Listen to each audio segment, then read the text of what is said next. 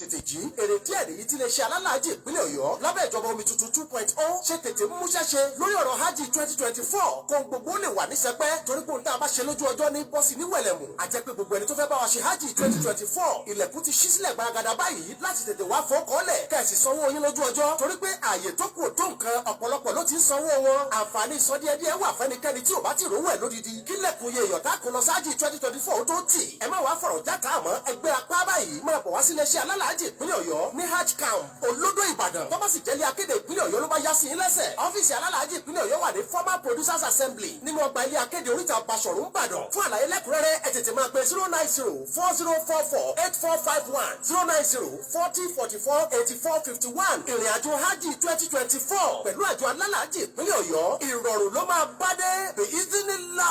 olùkéde Ọ̀yọ́ State Muslim Pilgrims Welfare Board. أعوذ بالله من الشيطان الرجيم بسم الله الرحمن الرحيم قل هذه سبيلي أدعو إلى الله على بصيرة أنا ومن اتبعني وسبحان الله وما أنا من المشركين. أيا طيب الأسماء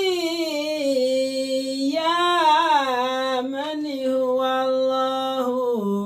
ومن لا يسمى ذلك الاسم إلا هو ومن كل ما نشكوه يا رب عافنا كأيوب إذ عافيته بعد بلواه فما كان من ربي فإنك ربه ومن كان من مولى فإنك مولاه فأنزل علينا المنى يا من بمنه على قوم موسى أنزل المن والسلوى على قوم موسى أنزل المن والسلوى. أعوذ بالله من الشيطان الرجيم بسم الله الرحمن الرحيم أكرامك كما الجنة السلام عليكم ورحمة الله وبركاته. وعليكم السلام ورحمة الله وبركاته. أنك أقاب سريتوا البصيرة إتاجمان تتقوى láti lè ṣe rédíò Solutions FM 93.9 ní Àwẹ̀ní house ní Òkè Àdúnbí. Ètò náà ti bẹ̀rẹ̀ pẹ̀lú ìyọ̀ǹda tọ́lọ́run. A rọ̀ wá kí a farabalẹ̀ ká máa fọkàn bá ìlanilẹ́kọ̀ọ́ náà lọ kọ́lọ́n kó jẹ́ kó ṣe wá láǹfààní kọ́lọ́n jẹ́ ká jọba níbi tó lérè. Àwọn sásùá tí wọ́n mọ̀ fún wa lóúnjẹ mi gẹ́gẹ́ bí ìṣe wọn àwọn náà ní sásùá Suleiman bun Ibrahim Abu Ibrahim S.A.W kọ́lọ́n má jẹ́ kó rẹ̀ wọ́n láéláé bismillah. أعوذ بالله من الشيطان الرجيم بسم الله الرحمن الرحيم الحمد لله والصلاة والسلام على أشرف المرسلين محمد بن عبد الله صلى الله عليه وسلم وعلى آله وأصحابه ومن سلك مسلكه ونجى منهجه إلى يوم الدين وبعد. adúpẹ́ lọ sí ọ̀dọ̀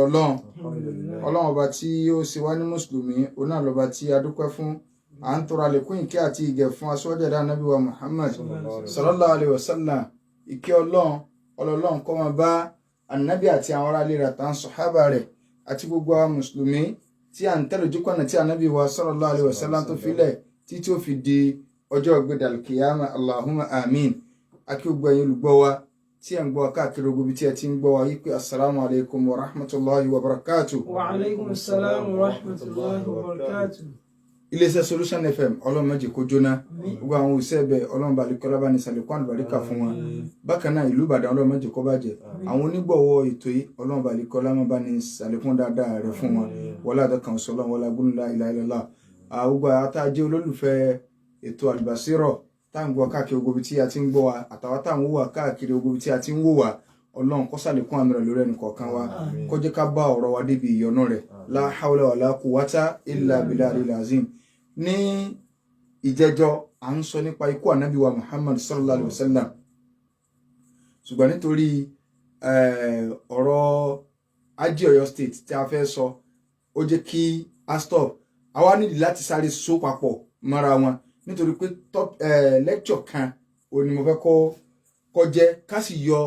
àwọn àǹfààní wo la fẹ́ yọ níbẹ̀ kí làwọn àsọlẹ̀ tánàbí sallallahu alaihi wasallam tó sọ sílẹ̀ fún wa nígbà tí ó fẹ́ kú àtàwọn ẹ̀kọ́ tí a rí yọ ń bẹ̀. Àkọ́kọ́ a sọ fún wa pé ayé àtọ́lọ́wọ̀n balẹ̀kọ́ látọ̀sọ̀ kalẹ̀ àṣàlàyé ayé àyẹn níjẹjọ́ tọ́lọ́run sọ fún ànábì wa Muhammad sallallahu alaihi wasallam pé ba'da a'udhu billahi minash shaitanir rajim wattaqu yawman turja'una fihi ila Allah thumma tuwaffa kullu nafsin ma kasabat wa hum la yudhlamun. Ayé Ọlọ́run ní wattaqu yawman ẹ páyà ọjọ́ kan ẹ̀yin mùsùlùmí turja'una fihi ila Allah tí gbogbo yín ó padà wá sọ́dọ̀ èmi Ọlọ́run thumma tuwaffa kullu nafsin ma kasabat táwa sa gbogbo ẹ̀mí kọ̀ọ̀kan lẹ́san tó bá ṣe wa hum la yudhlamun ní sábòsí ẹnì kankan o. Àyà yìí sọ̀kalẹ̀ fánàbí nígbà tó kù 13 days tánàbí ó kù sallallahu alaihi wasallam làwọn bá sọ pé òun ni akhiru ayatin nazalat so òun náà ni akhiru àyà tí ó sọ̀kalẹ̀ fún ànábì wa Muhammad sallallahu alaihi wasallam àtàlàyé lórí rẹ̀. Ìgbà táyà sọ̀kalẹ̀ ànábì wa bẹ̀rẹ̀ sí ní ronú nípa gbogbo ìgbésí ayé rẹ̀ wà látẹ̀yìn gbogbo ohun tójú rẹ̀ rí lórí Islam ànábì bẹ̀rẹ̀ sí ní ronú pa rẹ̀. So bánábì ṣe ń ronú pa rẹ̀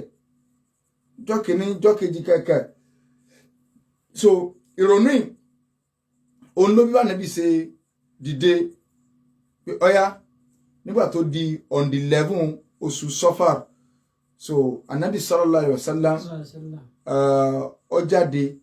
ní ọwọ́ bẹ̀rẹ̀ ní ọwọ́ nínú oṣù Safar oṣù Rabiul Awwal ni ànábì wa sallallahu alaihi wasallam ó ní ó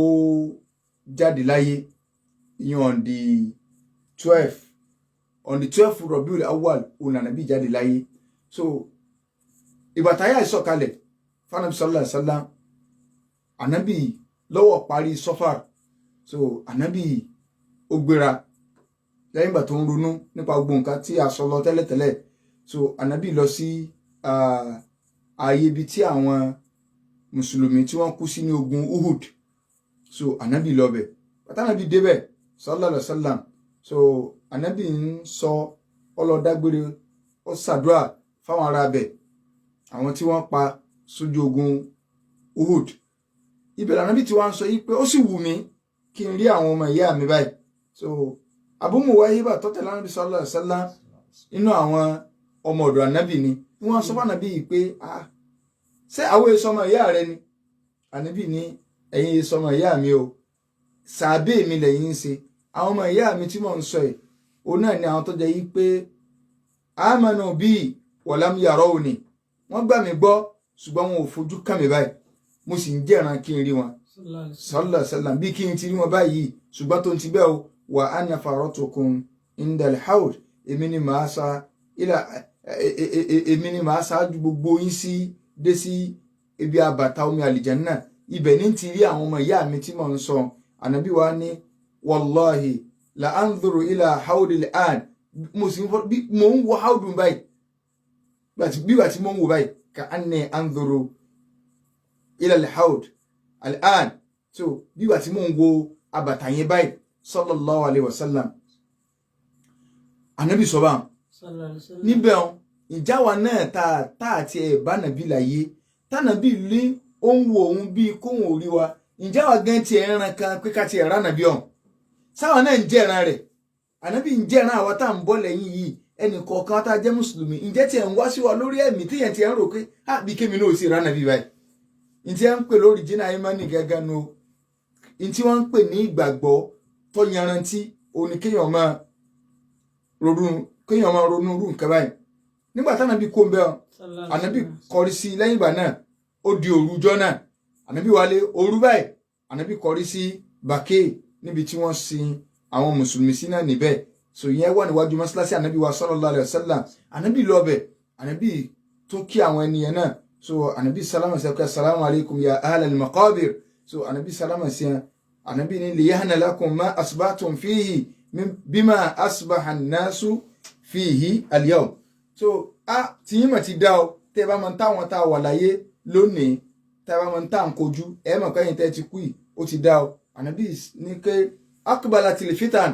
fitina ni ti ń bọ̀ yìí o kàkítọ́ al-laylil mudlim bí ìgbà tó rú tẹ̀léra wọn tẹ́lẹ̀ máa ṣe yàtọ̀ láàrin pé aago 3 ti lù aago 2 ti lù gbogbo ẹ̀ bó ṣe sí tẹ̀léra wọn báyìí bóòrù ṣe máa ń wọnú ara wọn bẹ́ẹ̀ làwọn fitina yẹn ṣe wọra yẹtìbáwò akhiruha awwalaha èyí tó bá dé kẹ́yìn yọ tẹ̀lé tiwájú yọ lẹ̀mọ́ tiwájú fitina kò ní tí ì parí báyìí tí mi ò ti máa tẹ̀lé wal akhiratu sharrun minal ula Ànábì ní tó bá wá kẹ́yìn yóò tún burú jù tàkọ́kọ́ lọ bẹ́ẹ̀ ṣe máa bá yín nù o so Ànábì sáà tó fún ọ̀nà ìròyìn pé inna bikum lahikun láìpẹ́ òun náà ń bọ̀ wà báyìí o insha Allah tó pé Ànábì sọ bá ìgbà tí Ànábì délé sallallahu alaihi wasallam so nígbà tó di on the 29 nínú oṣù Safar on the 29 nínú oṣù Safar so ó ní Ànábì lọ síbi janaza kan tí ń ṣe déédéé jọ Monday so ní ọdún ẹlẹ́ẹ̀kọkànlá tó lọ ń gbà Ànábì dé lójíṣẹ́ òun àwọn ìṣẹ̀lẹ̀ táwọn sọ ìṣẹ̀lẹ̀ Ànábì wá lọ sí ibi janaza yẹn wọ́n òkú sísin là ń pè ní janaza o Ànábì lọ ọ àtẹ́ndì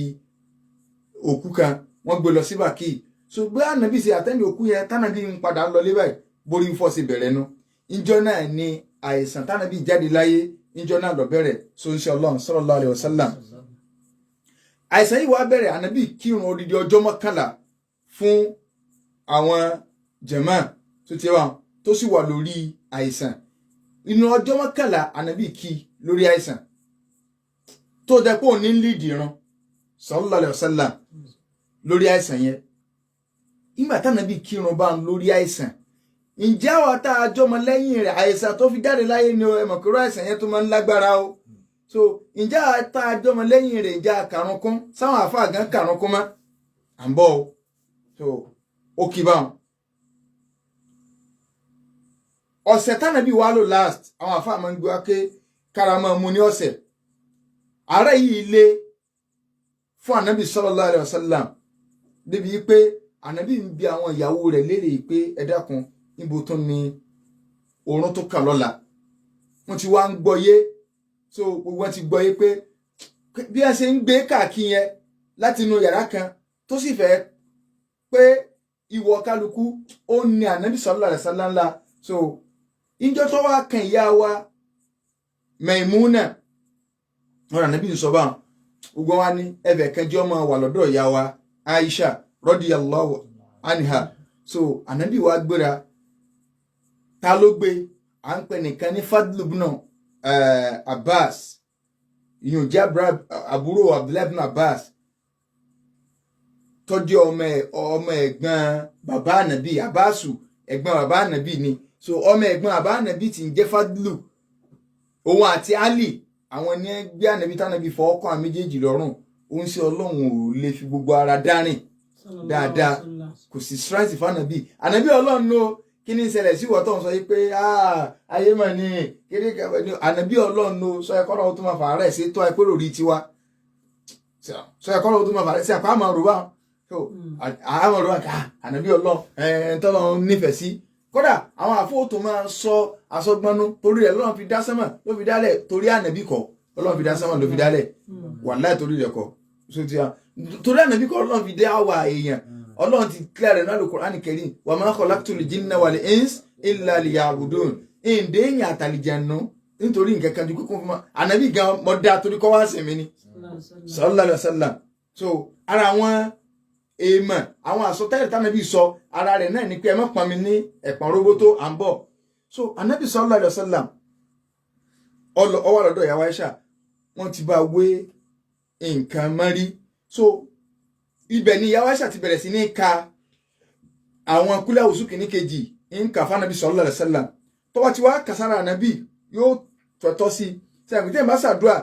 èèyàn pé tẹ́lẹ̀ máa fẹ́ fẹ́tọ́ sí ọwọ́ pé kó fi rárá ìyàwó ẹ̀ṣọ́ wà á kà yóò wà á wò ọwọ́ ànábì lálùbáríkà jọwọ́ tó ń lọ yóò wà á tú sí ọwọ́ ànábì sallallahu alaihi wasallam yóò máa fọwọ́ ànábì ra ara rẹ̀ pé kó lè bá jẹ́ bí ìwòsàn fún ó wá ń bẹ̀rẹ̀ àdúrà Allahumma rabban nas adhhib libas ishfi anta shafi la shifa illa ànábì ní Aisha mọ́dàrẹ́ láàmú àdúrà tó ń ṣe kì í ṣe àsìkò yìí mọ́ ààrẹ ẹ̀tọ́ lọ́jọ́ lóde sallallahu alaihi wasallam nígbà tó kù ọjọ́ 5 tánàbí sallallahu alaihi wasallam tí ó jáde láyé so ìgbóná yìí ọ̀pọ̀ lára ànábì gan ọ̀pọ̀ lára ànábì sallallahu alaihi wasallam tí ìgbóná yẹn tí ara yẹn ń gbóná gan so ànábì wa ni wọ́n bó mú omi sallallahu alaihi wasallam ó ní wọ́n bó ń dà sí ara kọ́ wọ́n bó ń dà sí ara so ìgbà tí ànábì ní feeling pé ara àwọn ti fúyẹ́ díẹ̀ so ó ń ṣe ọlọ́run tẹ̀ kẹjẹkẹjẹ so ọwọ́ ọ̀nù mọ́sálásí lẹ́ni tí ó ṣe kí ni o tó ti wé nǹkan mọ́ orí fífọ́ yẹn ànábì ti wé nǹkan mọ́ orí ànábì wá lọ jókòó lórí mumbar ó jókòó níbẹ̀ wan nasu hawlahu àwọn èèyàn wà ní mọ́sálásí tó ti bá yajtami'una hawla an-nabi sallallahu alaihi wasallam kálukú kórajọ ànábì wá sọ yìí pé la'natullah ala al-yahudi wan nasara ìgbèjì nàsíkì ọlọ́run kó máa bá àwọn yahudi kó máa bá àwọn nasara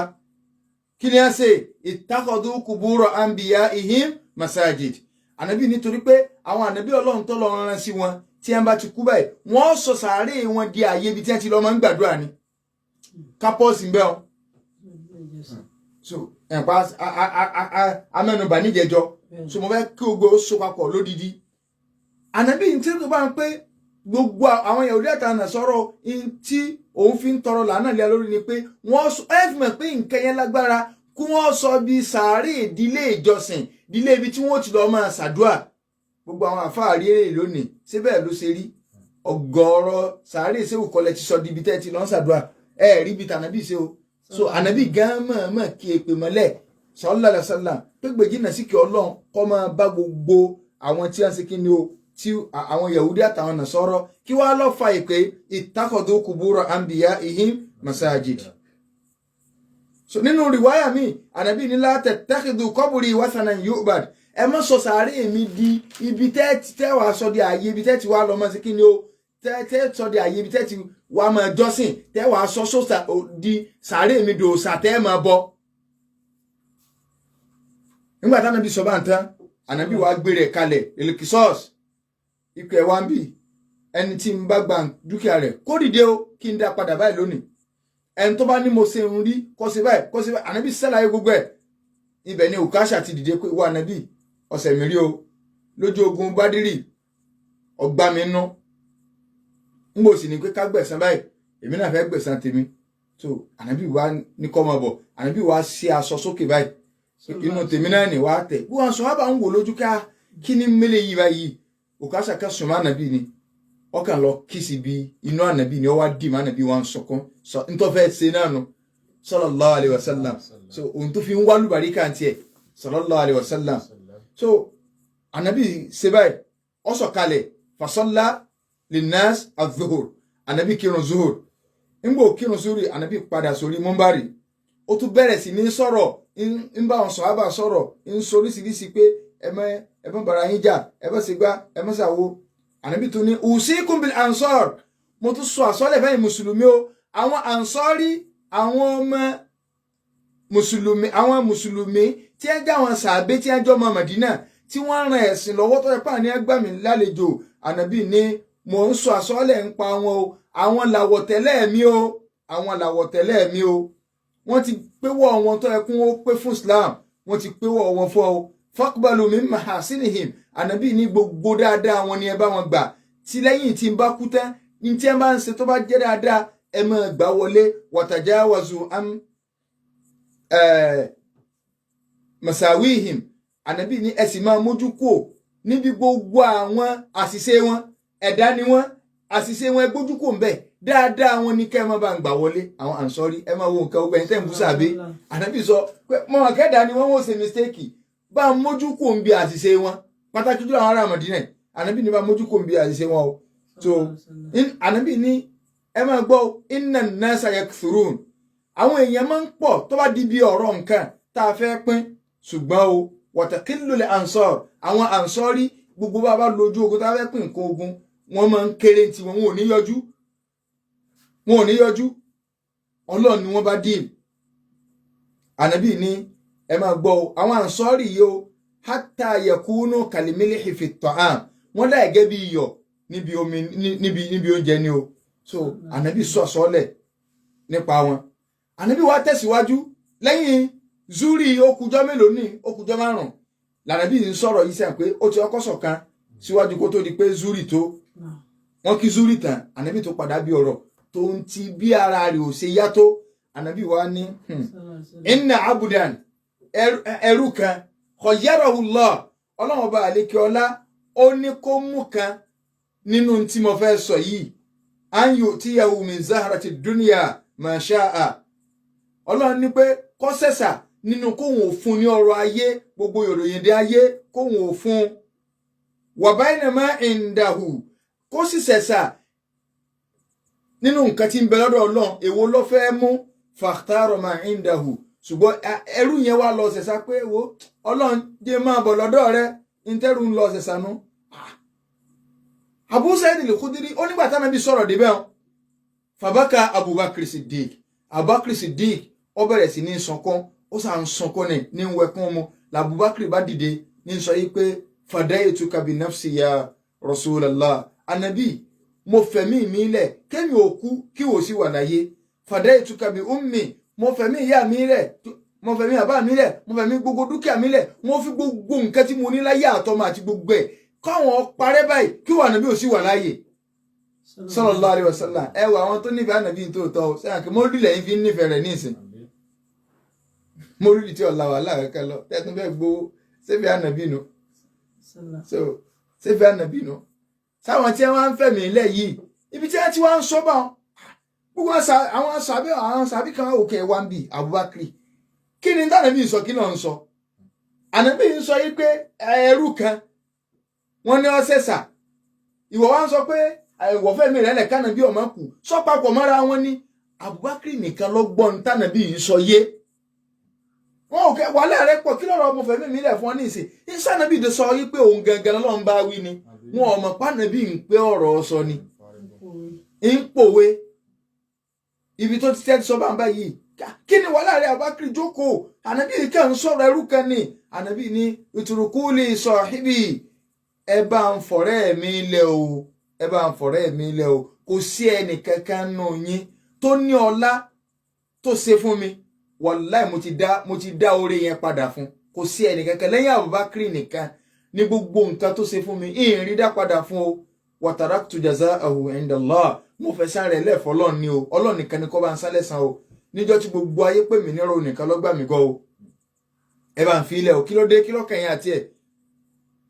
kí ló kẹ̀yìn àti Abubakar Siddiq eléyìí náà tó ń tọ́ka sí ọlá tí ń bẹ fún Abubakar Siddiq radiyallahu anhu Ànábì ní wallahi inna min amani nasi alayya fi suhbatihi wa malihi Abubakar walau kuntu muttakhidan khalila ghayra rabbi tó bá jẹ́ wípé mo bá tún lè mú ẹnìkan ní ọ̀rẹ́ ayò tó bá yàtọ̀ sí Ọlọ́run ọba mi pé mo fẹ́ pé Ọlọ́run tí mo mú lọ́rẹ́ ayò tọ́lọ́run bá gbà mí láàyè kí n mú ẹlòmíì lọ́rẹ̀ ayò tó yàtọ̀ sóun ní látàkọ́sítò Abubakar khalila Abubakar ní ìbámu ní ayò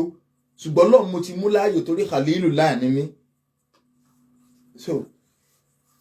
ṣùgbọ́n ìjọmọ yẹ́sìn ní bẹ́ láàrin mi àti Abubakar so Ànábì sọ báyìí sallallahu alayhi wa sallam lẹ́yìn ilé Ànábì wọlé lọ sallallahu alayhi wa sallam ngbò di ọkọ̀ ọjọ́ 4 tánàbí ó jáde láyé ìyún jẹ́jọ́ Àlàmísì ishtadda bihi al-wajh ìnira ètò pọ̀ fánàbí sallallahu alaihi wasallam àwọn sọ̀hábà sáà wà ń bẹ̀ àwọn kan tó wà nínú mọ́sálásí kálukú wọ́n wà nínú mọ́sìkì àwọn kan ń sọkún Ọlọ́run àròjọ́ Ànábì ńlẹ̀ Ànábì ní alummu aktubu lakum kitaban lan tadillu ba'dahu so ẹ wá ẹ bá ń lọ múwèé wá ẹ múwèé ká kí n kọ àkọọ́lẹ̀ kan fún yín mo fẹ́ fún yín ní tírà kan tó jẹ́ pé lan tadillu ba'dahu ẹ lè sọnù tẹ́ báyìí lè gbà mú láíláí lẹ́yìn. Níjọ́ náà nínú ilé Abubakar Umaru ń bẹ́ńbẹ́ nínú àwọn tí ń bẹ́nu yàrá Ànábì ìjọ náà. Umaru wà lọ́kọ́ sọ̀rọ̀ àwọn èèyàn wò pé àbí káwọn ọ̀rọ̀ wáwé ni àbí káwọn wábì kan táwọn ọkọ̀ nǹkan sí ni. Umaru ní kọ̀dí gálàbà alayhi liwájú ó yẹ kẹ́yìn náà mọ̀ pé nira ní mànàbí sọ báyìí. Wa indakumul Qur'an ti ń bẹ lọ́wọ́ yín kí ni hasbukum kitabullah tírà Ọlọ́run ti tó yín kí Ànábì tó fẹ́ fún yín mọ́ nínú ìwé tí ó wà tó wọ́n jẹ pé yóò ju Qur'an lọ. Fakhtalafa ahlul bayt àwọn tí wà nílé kálukú bá ń gbà mọ́ra ọ̀rọ̀ kí ni tírà Ọlọ́run tó wa sani kò tó wa tí wọ́n bí náà ló tó sọ pé òun fẹ́ sọ̀rọ̀ ti kíní kẹwàá waqtasamu kálukú bá ń sọ wọ́n bá ń bára wọn jà wọ́n ń fà mọ́ra wọn lọ́wọ́ kíní kan orí bẹ́ẹ̀ kò rí bẹ́ẹ̀ Ànábì sì wà ńlẹ̀ sallallahu alaihi wasallam àwọn kan ní ẹ̀wá ń bì ẹ lọ wá kíní wá kánàbí ọkọ̀ nǹkan fún yín àwọn kan ní wọ́n ń sọ tí wọ́n rù sọ pé Ànábì ọkọ̀ nǹkan kan yẹ kẹ́ mọ̀ pé nira ìlọ́pọ̀ èèyàn ló ná ìgbà tí ariwo ìpọ̀ Ànábì ní kú mu àní ẹ má lọ ẹ kó lọ́dọ̀ mi ẹ má fariwo dín lọ lẹ́yìn ìgbà náà wà á sọ dhalika al-yawm bi-thalath Ànábì wá sọ àwọn àsọọ́lẹ̀ bíi mẹ́ta kan níjọ́ náà so inú àsọọ́lẹ̀ tánàbí sọ Ànábì sàsọọ́lẹ̀ wípé gbogbo àwọn Yẹhudi tó bá wà nílùú Madina àti Nasara àtàwọn ọ̀sẹ̀bọ ní Jaziratul Arab ẹ lé wọn kó bẹ́ẹ̀ ṣẹ́rí nǹkan o inú àwọn àsọọ́lẹ̀ Ànábì nù ọgọ́tọ̀ lọ mọ́ lọ́rẹ̀ ayò alókùjọ́ mélòó báyìí ó kùjọ́ mẹ́rin tó ń sọ Ọlọ́run jáde láyé ẹlẹ́ kó lè rí kùsù lẹ lárọ́wá so nínú àsọọ́lẹ̀ rọ́wú tó gbàdí ìsìwà èyí tó fi ṣe kẹta ìfẹ́ lọ bẹ́lẹ̀ kejì èyí tó fi ṣe kẹta rọ́wú yẹn inú rìwáyà mi pé ẹni tó gbàdí ìsìwà sọ pé òun ọ̀ràn tí ń tánàbí sọ gan níbi ẹlẹ́ẹ̀kẹta mọ́ so àwọn àfáà kan ní ìtọ́sọ náà ni pé tí mo fẹ́ sọ fún yín ni pé ẹ tẹ̀lé Qur'an àti sunna nabi sallallahu alayhi wa sallam oníkẹ́ ẹ gbámú àwọn kan nínú ọgbẹ́ bíi dìrú Usama tí ó sọ pé kí Usama ó lídìí ogun yẹn lọ òní tánàbí sallallahu alayhi wa sallam tó sàsọlẹ̀ rẹ̀ yìí pé ọmọ ogun tí òun ti kójọ yìí ó ẹ jẹ́ kí wọ́n jagun o tó ń bá kú o so sallallahu alayhi wa sallam ìgbà tó di nígbà tí Ànábì sọ ọ̀rọ̀ yìí tán sallallahu alayhi wa sallam ìgbà tó di àsìkò ìṣáì ààrẹ yìí ó lágbára gan so débi pé Ànábì ò lè jáde sí masalasi so kò lè jáde sí masalasi ìyàwó Aisha radiyallahu anha Ànábì fẹ́ dìde láti lọ kí ìṣáì níjọ́ náà lókùjọ́ mélòó ó kùjọ́ mẹ́rin Ànábì fẹ́ dìde láti lọ kí ìṣáì bó ṣe fẹ́ dìde báyìí Ànábì kan wó lulẹ̀ ni bó ṣe dákú nù sallallahu alayhi wa sallam Ànábì nù kálíbà mọ́ bí ìnira rẹ̀ yẹn dé so àwọn yẹn ti ń retí rẹ̀ mọ́ọ̀sì so Ànábì bá ní wọ́n bò ń mómi nígbà wọn tí Ànábì jí so ó ní wọ́n bò ń mómi padà ó sálùwàlà ọbẹ̀ ọkọ̀ bẹ́ẹ̀ lọ́wọ́ ìyá Aisha yìí pé asọ́là náà sáwọn èèyàn ti kírun ìyá Aisha ní láà máa sọ́là ò wahum yantadhirunak wọn ètí ìkírun wọn retí kó Ànábì ó jáde sáwọn ni ó tún sálùwàlà ẹ̀rí nù pé téèyàn bá sálùwàlà tán tó bá ilé dákú so àlùwàlà rẹ̀ ti já ó ti já so Ànábì tún sálùwàlà ó tún fẹ́ dìde sallallahu alaihi wasallam Ànábì tún ṣe kí ni ó tún dákú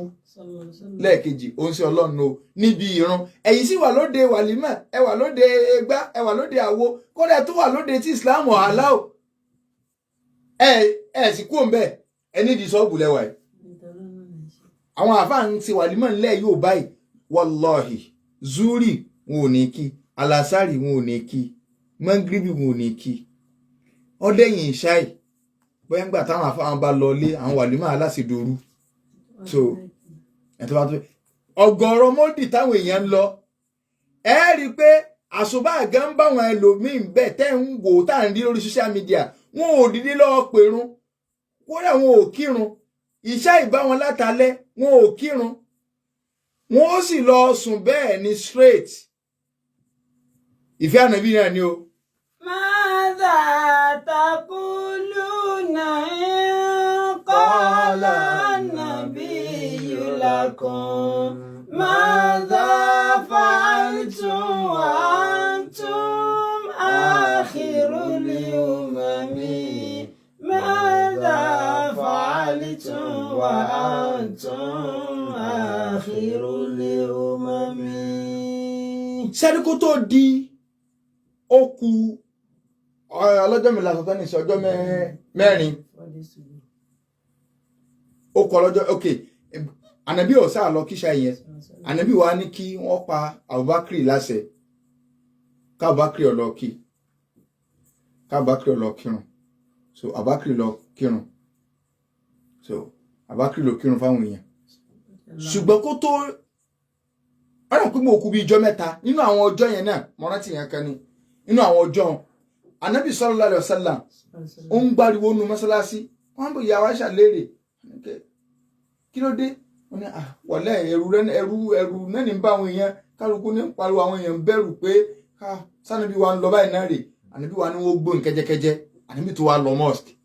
ó wá bá àwọn èèyàn sọ̀rọ̀ yìí pé ẹ má bẹ̀rù pé mò ń lọ so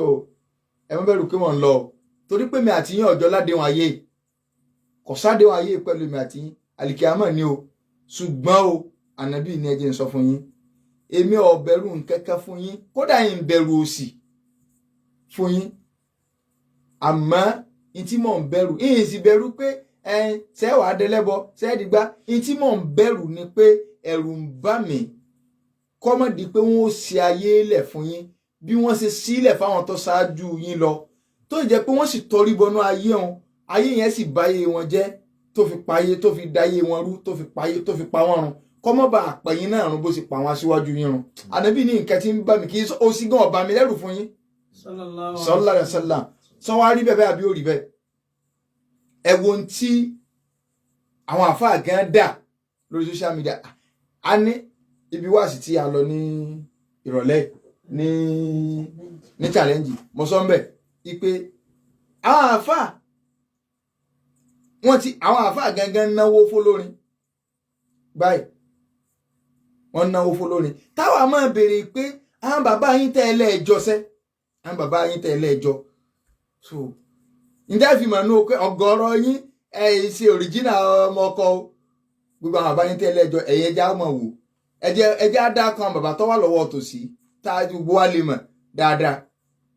ọ̀yà sí bàbá wa àgbà nílùú Ìlọrin Sheikh Kamaluddin Anabi rahimahullah bàbá wa àgbà Sheikh Adam Abdallah Al-Alori rahimahullah bàbá wa àgbà ní Madu bàbá wa àgbà ní Wo bàbá kí bàbá wa àgbà lágbàjì so ẹ sáré pé gbogbo àwọn ẹni náà ni wọ́n ṣàjọba ara wọn láyé wọ́n sì jọ sẹ̀mí gbogbo àwọn bàbá yìí bàbá àgbà lámúnigun àtàwọn bàbá mi wọ́n náà máa wá àwọn bàbá mi kọ́ máa fi fíìlì gáàpù yẹn lọ okay filling the gap ó ga àwọn bàbá tá à ń sọ yìí láyé wọn àwọn Yusuf Ọlátúnjí ń bẹ o Haruna Sọlá ń bẹ o kìnnìkẹ Sàká ọwọ́ o àtàwọn bẹ́ẹ̀ láwọn tó tún ju àwọn eléyìí lọ wọ́n ń bẹ o níjó wo lẹ gbọ́ rí pé wọ́n wá lójú àgbo wọn lọ náwó àbí níjó lẹ rí pé dókòkò àwọn pọ̀ tí a ní bára síwájú tẹ èyí ní ẹ̀gá máìkì o ẹ̀yin lẹ́ àmọ́ wọ ọ̀rọ̀ àwọn bàbá máríkẹ́ àwọn ọ̀dọ́ kẹrin lónìí wọn náà bá ń ṣe ọ̀dà ṣé ń tẹ̀yìn ń ṣe iṣẹ́ ẹgbẹ́ àwọn bàbá mi báyìí sẹ́rí pé tó bá jẹ pé rú yìí ló bá gbẹ̀yìn wọn ni sẹ́rí pé àgùntàn ti padà rólé ìkókò báwọn. ṣùgbọ́n ọlọ́run ò jẹ́ kárí kankan nú àwọn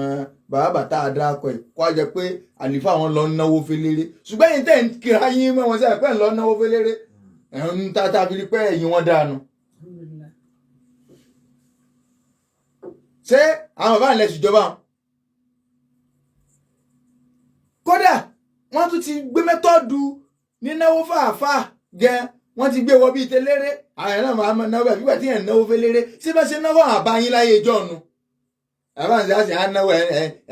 ẹnáwó nígbà tẹ́ ẹnáwó fẹ́lẹ́rẹ́ gbogbo ẹ̀ wá ti di rìyá ó ti di iṣẹ́ àrí mi ó ti di gbogbo ẹ̀ fáàrí lásán òun náà ti ń tà ṣàdúrà wá sí wọn ní ó ṣe tí ṣàdúrà kó lè bá yọ owó náà ní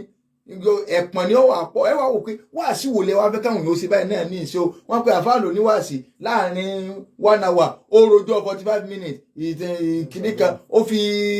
20 minutes ó fi kí ó gba ó fi 20 minutes yóò 30 minutes tó dé àfáà kọ̀ọ̀kan ní ọmọdé akọ àfáà làgbẹ́jà Allahu Akbar àwọn èèyàn níbẹ̀ sí rí wọn àwọn bàbá wọn lọ sí kíní kankan ó tún bọ́ ní lẹ́ẹ̀kejì ọbẹ̀ lẹ́ẹ̀kẹta ọbẹ̀ lẹ́ẹ̀kẹrin ńgbọ̀ ya ó sì àbẹ̀rẹ̀ wọn kò tí ì lọ bí wàásí gẹ́gẹ́ o ìṣẹ́jú 5 wáàsí ló bá parí owó tí wọ́n fi pè wọ́n tún fowó pè ẹyin bíwà tí wọ́n pò lórin owó tí wọ́n fi pè ló bá jó tán lè bá yá ṣébí ń tẹ́ sọ ogun ẹ̀dánú tá a lẹ́ fi jọ Ànábì ní kí ìbẹ̀rù òṣì fún yín ṣùgbọ́n tí wọ́n bẹ̀rù náà ni pé kí wọ́n má ṣe ayélẹ̀ fún yín wọ́n ti wá sílẹ̀ báwọn àfa kódà nítorówó go lè fẹ́ lò àfa gan rẹ́dì yóò ní àfi gbẹ́sìn gan náà ni. So ta lẹ́jọ́ nígbà tó kù ọjọ́ méjì tánà sallallahu alaihi wasallam tí yóò jáde láyé níjọ́ Saturday Anabi sallallahu alaihi wasallam ó jáde wá so ti báyìí láàrin ọfọ ọkọ àwọn sọ̀hábà méjì báyìí ọwọ́ ọkọ wọn Abubakar sì ti ń kírun zúrí lọ báwọn èèyàn tó rá Abubakar láti ní ọmọ kírun lọ so nígbà tá Abubakar tó rí Anabi báyìí Abubakar ní ẹ̀yìn so ti bá Anabi wa fún sáìn má rìn ẹ̀yìn o wọ́n wá gbé Abubakar wọ́n wá gbé Anabi jókòó lẹ́gbẹ̀ẹ́ Abubakar so lẹ́gbẹ̀ẹ́ ọ̀tún rẹ̀ so Abubakar kò wá lè kírun lọ mọ́ ìwà ń wo Abubakar wá ń wo Anabi sallallahu alaihi wasallam ń fi ń kọ́ṣe ìran rẹ̀ so Anabi ń wo Abubakar ń wo Anabi wa ń bá rún lọ bá lórí so nígbà tó kù ọjọ́ kan tí Anabi sallallahu alaihi wasallam tí ó jáde láyé ìyẹn ọjọ́ Sunday ó ń ṣe Ọlọ́run sallallahu alaihi wasallam ọbọ̀kùn lọ́rùn ẹ̀ àwọn ẹrú kọ̀ọ̀kan tó ń bẹ lọ́dọ̀ rẹ̀ Anabi ọbọ̀kùn lọ́rùn wọn ẹ̀sọ́ ọ̀dọ́mọlúàbí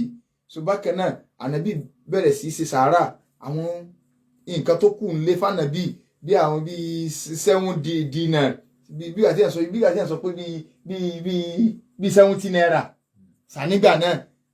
ẹ bá ń lọ fi ṣe sàárà Anabi fi ṣe sàárà so Anabi mú nǹkan ogun rẹ̀ ó ní ẹ̀yin mùsùlùmí mo bùn yín kí ló fà náà fi ṣe báyìí tọ́lá àwọn Anabi Ọlọ́run wọn èjogún wọn gbogbo táwọn Anabi Ọlọ́run bá fi ilẹ̀ sọ́dá kọ̀ ní so ìwọ̀nba díẹ̀ tánàbí ní Anabi nǹkan kábà ọ̀yá alẹ́ ẹjọ́ Sunday yẹn wá ní mọ́júmọ́ Monday tí àpá Anabi ti ha gbogbo nǹkan tí ń bẹ lọ́wọ́ rẹ̀ tán àtùpà tí wọ́n wà tàn nù lé sallallahu alaihi wasallam kò sépo ìyàwó Aisha wá lọ gbà àwọn epo tí wọ́n fi sátùpà yẹn lọ́dọ̀ obìnrin tó jẹ́ Yẹ̀wùdíyà ó lọ gbà àwọn epo ó wá mú aṣọ ogun Ànábì pé gbà torí pé téèyàn bá fẹ́ yá nǹkan èèyàn ó fi nǹkan dógò tá a bá ti mú wá wàá gbaṣọ yìí padà sáré fún alépo náà ká fi sínú kínní inú ilé ó sí Ọlọ́run ni o inú ilé Ànábì ni o kódà kátẹ́ lọ́rọ́ tẹ́yìn àfáà máa ń sọ ẹ̀ńtọ́lọ́ torí ẹ̀dá yé torí ẹ̀dá sàǹpasọ kó torí rẹ̀ kọ́ òun wá ni wọ́n tún gbáwọn epo tanná fún ní ń gbáwọn epo tanná fún sallallahu alaihi wasallam nígbà tí Ànábì ó wá jáde láyé sallallahu alaihi wasallam Anas ibn Malik ó ní ìrun àsùnbà àjọ náà àwọn ti wà níbi ìrun àsùnbà Ànábì wá yọjú látòjú wíńdò bánábì ṣe ká kíní báyìí torí pé àlàáfíà díẹ̀ wá láàárọ̀ ọjọ́ náà so bánábì ṣe tí kọ́tìn yàrá ìyàwó Aisha báyìí tó wo gbogbo sáfù báyìí Ànábì kàrà bú ẹ̀rín ni Abubakar fẹ́ẹ́ lè sá kúò lórí sáfù àwọn mùsùlùmí nínú wọn dùn pé ara Ànábì ti yá sallallahu alaihi wasallam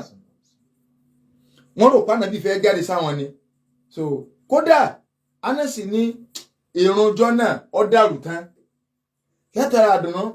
Ànábì kan padà ní Ànábì fún ọ nírò so pé kó máa kírun lọ ẹ máa kírun lọ so Ànábì ò sì jáde rárá fún ọ̀run mímọ́ tó fi jáde láyé bá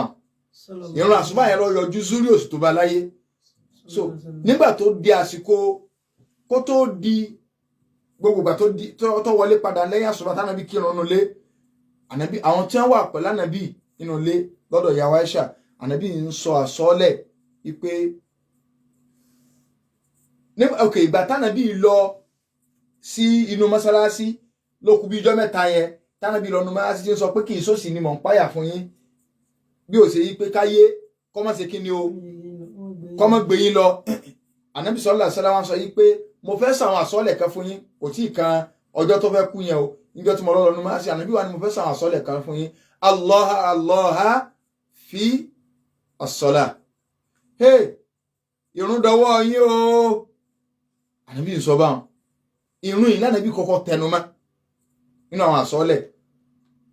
ló fi jẹ́ pé gbogbo owó mùsùlùmí tó ń gọ́mi tó sì ń kárẹ́ kó mùsùlùmí tó kírun Ọlọ́run ò ṣe nǹkan rí fún ọ o. Ká sọ òótọ́ ọ̀rọ̀ tó lè korò lára rẹ tírun ọba mọ́ ọ la wàláhì àwọn àbá wa ńlẹ̀ Yorùbá wọ́n ní ẹni Ọlọ́run bá kọ̀ ìní ń kọ̀run, Ọlọ́run mọ́kọ̀ mí ìní ń kọ̀run. ẹni tó lọ́n bá ti kọ̀ ní ọkọ̀run lànà bí tún ń sọ yìí ẹ rí i pé òun náà ẹ wo bó ṣe ń dákú tí tó ń dìde kírun padà. Ṣé bẹ́ẹ̀ ló ṣe rí lónìí? Awo ọ̀gọ̀rọ̀ mọ́lúdì lórí fóònù ṣe rí Facebook yìí ọjà sì rí ó tú gan. Awo ọ̀gọ̀rọ̀ rẹ̀ wọlé àwọn àbó òkírun. Ìfẹ́ Ànábì nínú àbí Ànábì gẹ́gẹ́ tó lọ́ fi rún rẹ́ tí ẹni ti forí ẹsẹ̀ rẹ̀ jìn kọ̀parun jẹ́ àìsàn tó ń dìde ó tó ń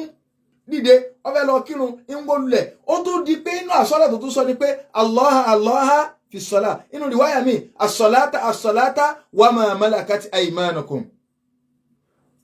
Irun ìnànà bí n pariwo sallallahu alaihi wasallam. Tẹ bá wà lóde báwọn ọ̀dọ́ bá láǹfẹ́ lọ pèrún ó di wàhálà. Ẹ má pèrún níta ń ṣe lọ́wọ́ ikọ́ ṣe á náà ní kiri. Ànábì tún ní lẹ́yìn gbọ́ sọ tinú tán Ànábì ní Allah fi silati arhamikum. Mo fọlọ́n bẹ̀ yín ẹ bẹ̀rù Ọlọ́run ẹ páyà Ọlọ́run nípa mọ̀lẹ́bí yín o láti máa so wọ́n pọ̀. Ànábì mọ̀ kó le láti ṣẹbí pọ̀. Àwọn ọ̀rọ̀ gbẹ̀yìn tánàbí sọnù o. Ànábì tún ní Allah fi nisaikum. Mo tún fọlọ́n bẹ̀ yín ẹ̀yin mùsùlùmí ẹ bẹ̀rù Ọlọ́run lára àwọn ìyàwó yín ẹ tọ́jú wọn ẹ páyà Ọlọ́run. Bí èèyàn bá ti fẹ́ kọ́ Ọlọ́run ó fìyà jẹun tó bẹ́ẹ̀ ni kó sì wò pé òun fẹ́ fara ní obìnrin tó. Ànábì ní ẹ bẹ̀rù Ọlọ́run ẹ páyà Ọlọ́run. Wo àbá tó ń gbọ́ mi sọ ń tọ́jú ìyàwó rẹ̀ ńlé sọ ẹ̀jọ̀ máa gbé 50-50. Allah fi nisaikum. Àwọn ọ̀rọ̀ pàtàkì tánàbí sọ láwọn ọ̀rọ̀ last ó sọ̀rọ̀ ọ̀run ó sọ̀rọ̀ ẹbí ó sì sọ̀rọ̀ ìyàwó. Máa yọ ẹ̀kọ́ òun tọ́rọ́jọ́ ti lọ díẹ̀díẹ̀ máa ra yọ fúnra rẹ̀ báwọn ó sọ̀rọ̀ ọ̀run ó sọ̀rọ̀ ìyàwó láwọn last ọ̀rọ̀ ó sì sọ̀rọ̀ ẹbí.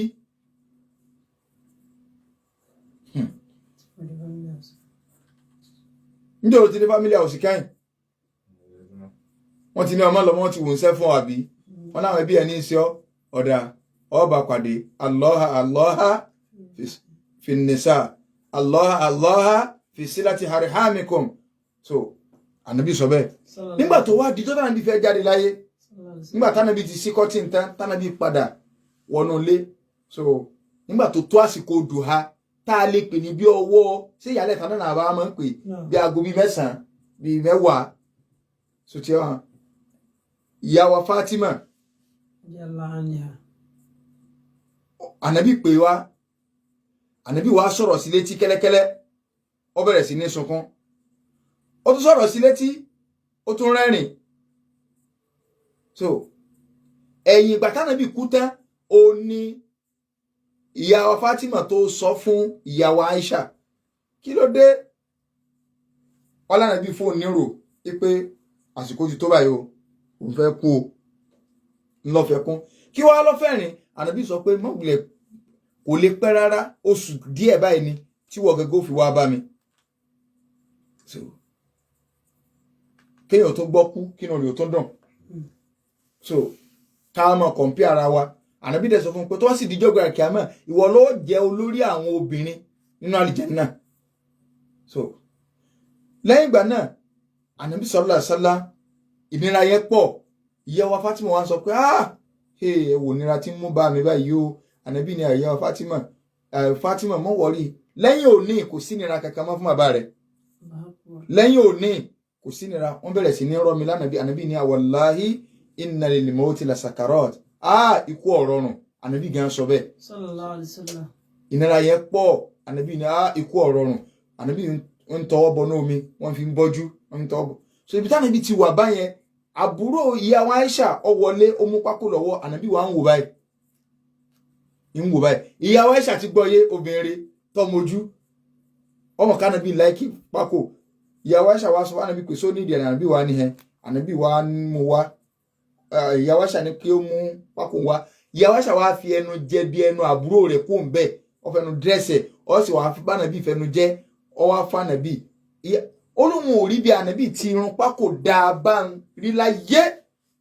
Ànábì wa ara run pákó ní eyín lẹ́yọ kọ̀ọ̀kan báyìí so Ànábì ṣe filẹ̀ bó ṣe pákó yẹn lẹ̀ Ànábì sọ pé la ilaha illallah ila rafiqil a'la so ma annabiyina ma alladina an'ama Allahu alayhim minan nabiyina wa siddiqina wa shuhada wa hasuna ulaika rafiqa so Ànábì ní kò sọ́ba tí ìjọsìn tọ́sí àyàfọ́ lọ́n àti báyìí òun ti fẹ́ máa lọ àyè tó ga pẹ̀lú àwọn ibi táwọn ànábì Ọlọ́run wà ibi táwọn ẹni ire wà kankan so Ànábì sì gborí lé ìyá wa Aisha láyà so wa faraqal haya bá Ànábì sì jáde láyé náà sallallahu alaihi wasallam jama'a àwọn àsọọ́lẹ̀ tánàbì sọ yìí kó tó jáde láyé ìjáwà mùsùlùmí tá a wà láyé lónìí sáà tẹ̀lé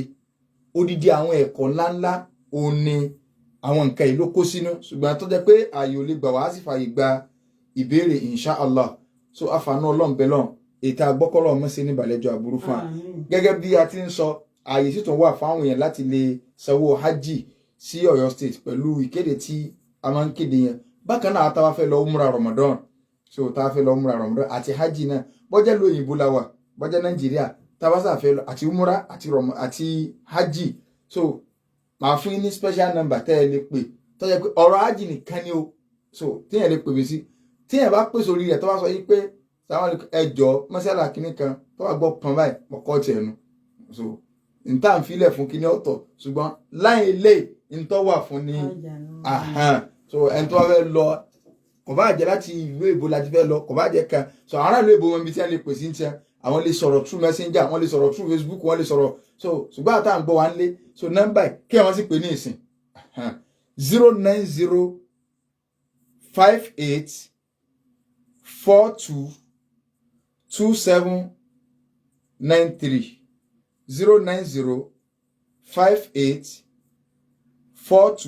09058422793 so umra Ramadan so a lè pè wá lé lórí náà inshallah kọ́lọ̀ ń kọ́ sànú ètò tí ń lọ lórí umra Ramadan tọ́lá lómi ìyọ́mọ̀ òkè àgbà Ramadan bá tó ní sẹ́wọ̀n wọn bá tó bá sọ̀rọ̀ báyìí ìṣùwọ́n náà bí ká ilẹ̀kùn ti close so 09058422793 ìyẹn ni nọ́mbà tí bákan náà lórí ọ̀rọ̀ ọ̀run kó tó di pé a gba ìbéèrè lórí ọ̀rọ̀ ọ̀run so àsìkò Ànábì ní ká mójútó ọ̀run àsìkò ọ̀run àwọn àbáwá kan ò lè má pè mí pé ẹjẹ wọn bá wa sọ àsìkò ọ̀run so mo á rántí nìsí so àwọn àrùn méjì kan bẹ tó jẹ́ pé náà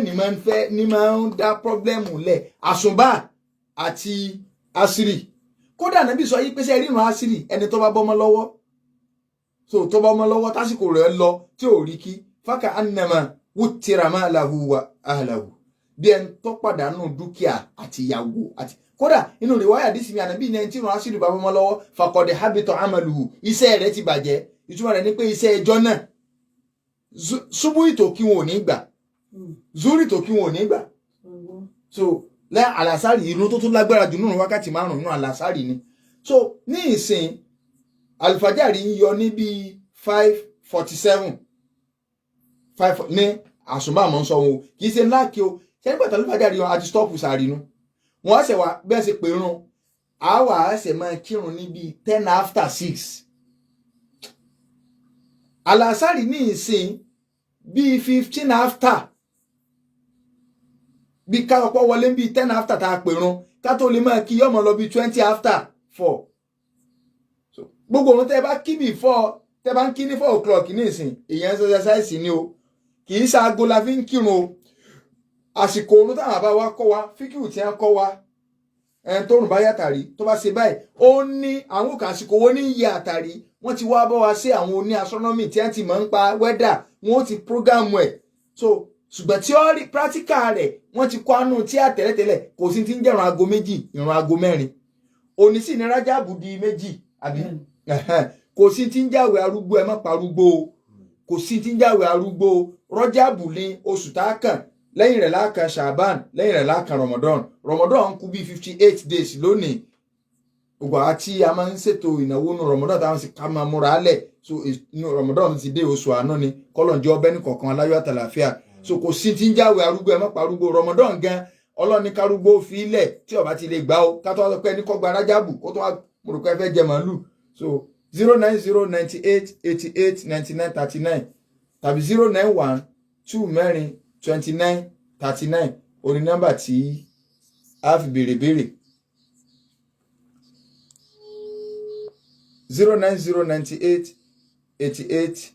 09098889939 0912939 09098 hello wa alaikum salam wa barakatuh yàrá sá alama mi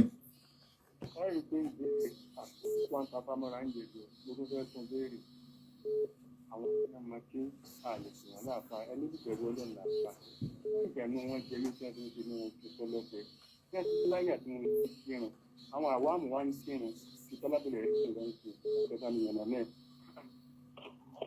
ìwọ̀n àgbọ́bẹ̀rẹ̀ yín dáadáa o wọ́n ẹ̀sẹ̀ gbé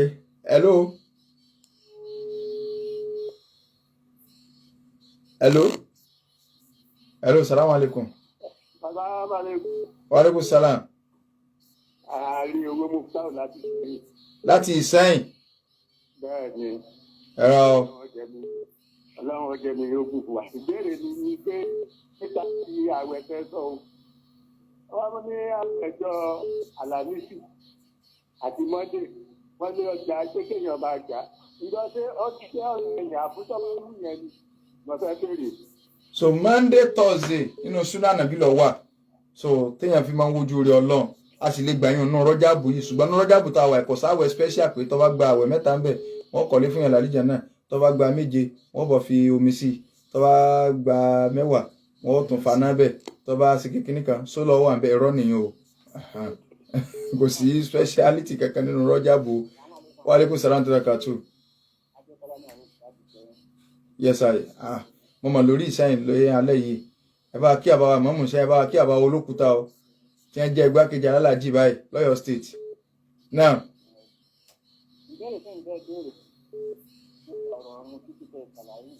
Yes. Àwọn máàmù wà níbi pé àwọn ìrìnà kò lẹ́yìn síra tí wọ́n máa ń mú tí wọ́n bá ka pásítà fún wọ́n lè ka síra ẹ̀ ó lè lójú ìṣẹ́jú márùn-ún àti ìṣẹ́jú mẹ́rin. Ó lẹ́kọ̀ọ́ torí àwọn lè máa àwọn ẹlòmíì tó wà lẹ́yìn wọn wọ́n lè má lágbára láti dé òṣèlú nígbà. n tẹ́ ẹ sọ ti yé mi ó ti yé mi so ìmáàmù Ànábì ní ká má jò ní fìtínà bó ti sọ fún Mu'azunu so kọ́mọ́ jò ní fìtínà ṣé wàá sọ pé ìgí tẹnumọ́ gbé oògùn tó ń bá mẹ́nu nínú sírò ẹ̀kẹ́ báyìí wọ́n kà tán ni ẹ máa rántí pé èèyàn mẹ́ta níbẹ̀ lẹ́yìn yín ọ̀lẹ ẹni tí ń kánjú àtẹnitára rẹ̀ ò yá ìmáàmù sáà ní máa bè lọ́wọ́ àwọn èèyàn lẹ́yìn pẹ́ẹ́dàkùn ta ló sì kìnnà o kó tó bẹ̀rẹ̀ ẹ̀rùn wọ́n kàn jẹ́ pé ìmánì wà lára àwọn èèyàn ló fi wá nígbà bá tó wá lọ pẹ́ lọ́rán gẹ́dán ara tó wá dibi náfìlà tá ń pè ọ́ ní náfìlà so ká máa ṣe ìrun ọ̀ràn yẹn wá ní fúfúyẹ́ ìmánì tó yẹ wá ń bì nánú so wà lára. Hello. Wa alaikum salam wa barakatuh. ẹ̀sìn gan ìmọ̀ òun rè jọba. Aláwọ̀ mi. Ẹ̀jọ̀ tí èèyàn bá rí ìmọ̀ èèyàn ẹ̀mọ̀tọ́ náà mọ́tò kókó ara wa. Tí èèyàn bá rí ìmọ̀ èèyàn tí èèyàn bá ń gbìn lọ́wọ́ rẹ̀ níbi ilé yẹn káàkiri màá náà ló yí olùgbé ọmọ láyé rẹ̀ tó yẹ kí n fi lẹ́yìn rẹ̀ mọ́. Ṣé lójú ayé àbí lójú oorun? Ìtàlẹ̀ ìparí ní. Ìmáàmù tó yóò lè ti ní ẹ̀kí ẹ ti sì máàmù nínú o èyí ni kírun lẹ́yìn rẹ̀ o lè máàmù lélẹ́yìn kì í ṣe máàmù o chief lè máàmù. Hello, salaam alaikum. Ẹ̀jọ̀ bí ọba tàbáyá sí ọjà fún bí àwọn oníṣègùn pé kò bá ẹ̀sìn. Irú ọjà wo lẹ́ ń tà fún ẹ? Ọyá bí adìẹ. Ṣẹ̀yìn gbádìẹ tí yín kalẹ̀ wọ́n sì wà ara díẹ̀. Ẹ gbádìẹ yín kalẹ̀ tẹ́ ń ta díẹ̀ ọ̀rẹ́dì wọ́n sì wà ara díẹ̀. Ọyàn kò sáburú ńbẹ̀. So adìẹ títà àlàálì ni. So èyàn sì ní wọn béèrè pé dákun kí lẹ fẹ́ fi ṣe o. Wa alaikum salaam wa barakatuh. Yes. Alama mi. Alama mi.